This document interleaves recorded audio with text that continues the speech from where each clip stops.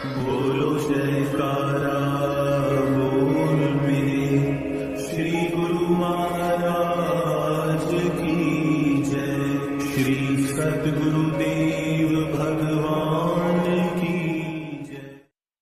गुरुमुखो, सतगुरु की कृपा में ही सारी खुशियाँ समाई हुई हैं। उनके चरणों में सब सुख समाये हुए हैं। जो भी इनका आश्रय लेता है उसे किसी प्रकार का भय नहीं रहता। वह निर्भय पद को प्राप्त करता है। सद्गुरु की कृपा से जब झूठ, कपट, अविद्या व चतुराई का नाश होता है, तब श्रद्धा और विश्वास उपजता है।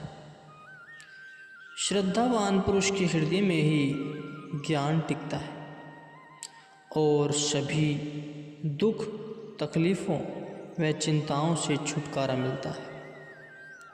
सद्गुरु की दया से ही हृदय पर भक्ति का रंग चढ़ता है और उसकी चिकनाहट से सब दुख ऐसे दूर हो जाते हैं जैसे कमल के पत्ते से पानी।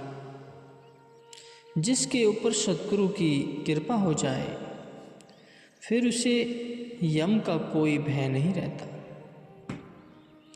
क्योंकि यम और महाकाल भी सद्गुरु के हुक्म के अधीन है।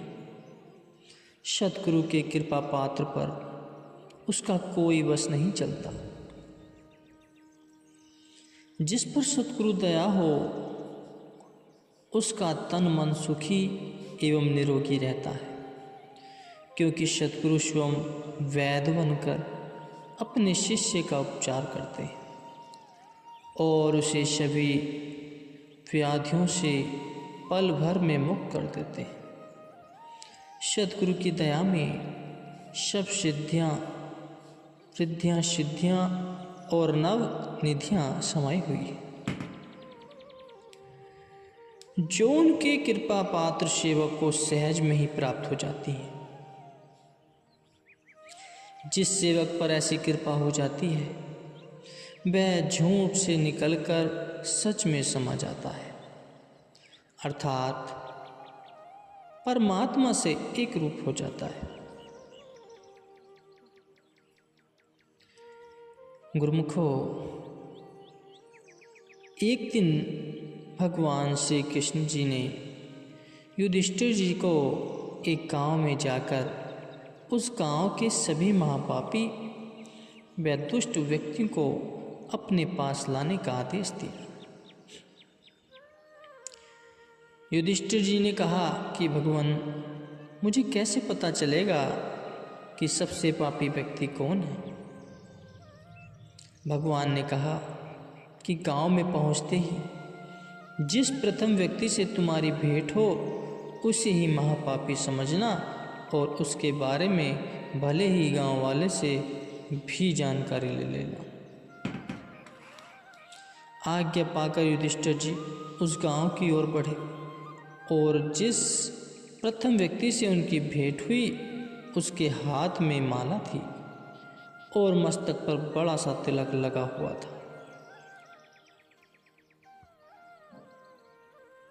उन्होंने वहाँ के लोगों से उसके बारे में पूछा तो उन सब ने उसके बारे में यही कहा कि यह ढोंगी और पाखंडी है, ऊपर से वेशभूषा साधुओं वाले डाल रखी है, लेकिन यह महाकपटी, सबसे धोखा करने वाला महापापी है। युधिष्ठिर जी से उसे साथ लेकर भगवान के पास आए। भगवान के दर्शन पाते ही उसके संस्कारों ने जबरदस्त पलटा खाया और उसके अंतर्मन की समस्त मैल धुल गई। उसे प्रेम का रंग चढ़ गया।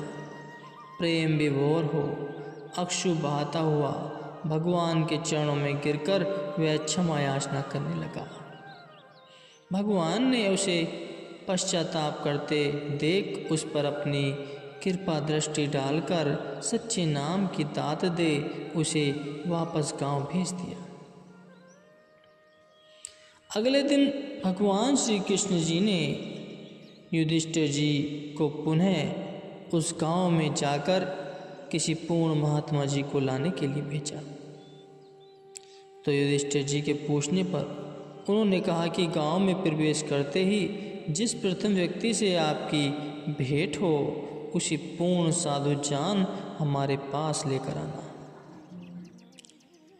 तो युधिष्ठिर जी जब गांव में पहुंचे तो उनके आश्चर्य की कोई सीमा न रही, क्योंकि उनकी भेंट उसी व्यक्ति से हुई जो सबसे बड़ा पापी था। वे हैरत में पड़ गए।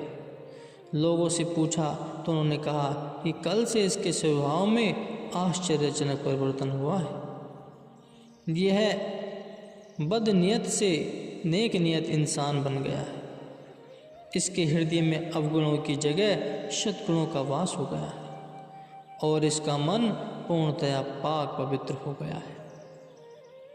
अब यह पापी से धर्मात्मा बन गया है। युधिष्ठिर जी जान गए कि यह सब भगवान की अनन्य कृपा का ही फल है, जो उन्होंने उस दुराचारी को एक महान संत बना दिया। प्रभु की शरण में आ जाने से वह उसकी असीम कृपा द्वारा जीव का कल्याण हो जाना निश्चय ही है। गुरुवाणी में कहा गया है, संत कृपाल कृपा जे करे, नानक संत संगी निंदुगु भी तरे। दूसरे विकारों वाले मनुष्य का पार हो जाना आसान है, पर निंदक का पार होना अत्यधिक कठिन है। सुखमनी साहिब में महापुरुषों फरमाते हैं कि संत कृपा से निंदक भी सहज ही भाव से पार हो जाते हैं। गुरुमुखो, माया जीव को पल भर भरमाती है, भक्ति के मार्ग में बाधा उत्पन्न करती है। जो आलस को त्याग कर गुरु शब्द का सहारा लेकर मार्ग में आने वाली रुकावटों से बचकर रूहानी मार्ग की ओर अग्रसर होते हैं, वही अपनी मंजिल तक पहुंच पाने में समर्थ होते हैं। कोई भी सेवक भक्ति की चरम अवस्था को तभी प्राप्त कर सकता है जब उसका आत्मबल और दृढ़ निश्चय अव्वल दर्जे का हो। सेवक के जीवन में कितनी भी कठिनाइयाँ व दुख क्यों न आ जाए, परंतु उसका निश्चय नहीं डगमगाता। वे उन दुखों को भी मालिक की मौज मानकर हंसते हुए सह जाता है, क्योंकि उसका लक्ष्य तो केवल मालिक की प्रसन्नता को पाना है, जिसमें शाश्वत सुख समाया हुआ है। परम संत श्री कबीर साहिब जी, संत रविदास जी, मीराबाई जी जैसे संतों की वाणियाँ व जीवन चरित्र पढ़कर मन में नवीन उत्साह पैदा होता है। दिल आनंद से सराबोर हो जाता है। इन सब ने सांसारिक दुख तकलीफ़ों को दातार की दात समझकर सिर माथे पर रखा और बेपरवाह होकर कदम आगे बढ़ाते चले गए, और प्रभु ने भी उन्हें अपनी कृपा का सहारा देकर उन्हें अपनी चरणों में स्थान दिया।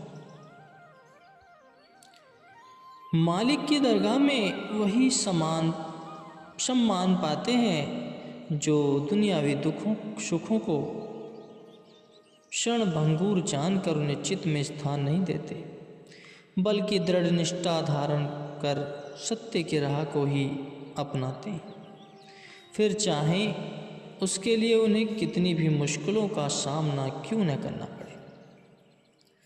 भक्त धन्ना जाट ने एक ब्राह्मण द्वारा दिए गए एक पत्थर के टुकड़े से छोटे से टुकड़े पर दृढ़ निष्ठा रख उन्हें ठाकुर समझकर उनकी पूजा आराधना करके उसी में साक्षात भगवान के दर्शन पा लिए। भगवान ने उनके प्रेम पर रिझ कर उनकी रूखी सूखी रोटियां का भोग लगाया और स्वयं प्रकट होकर उसके संकेतों में हल चलाया। भक्त ध्रुव ने भागवत नाम पर दृढ़ आस्था रखकर 5 वर्ष की आयु में ही भगवान का साक्षात दर्शन करने का सौभाग्य प्राप्त किया।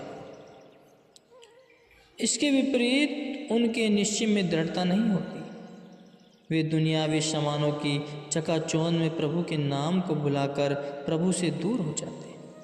उनके दिल में सच्चे सुख को पाने की अभिलाषा हो तो होती है, पर मायावी दुनिया के भुलावे में आकर वह सत्य से कोसों दूर चले जाते हैं।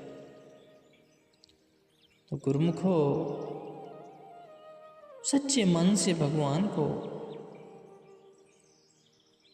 मानना चाहिए, सच्चे मन से भक्ति करनी चाहिए। अगर मन से की गई भक्ति कभी भी विफल नहीं होती, हमेशा सफल होती है। सफलता जब भी मिलेगी जब भक्ति मन और तन से की जाए। अपने मन को एकाग्र करते हुए प्रभु का नाम जपना चाहिए। प्रभु हर जगह समाये हुए, हर समय साथ है। बस उन्हें मन से याद करने की कोशिश करो। अपने मन को इस सांसारिक व्यवस्था से दूर रखो। प्रभु तो प्रेम के भूखे। जब प्रेम से याद करोगे तो दौड़े चले आएंगे। प्रेम ही भक्ति है, प्रेम में ही शक्ति है।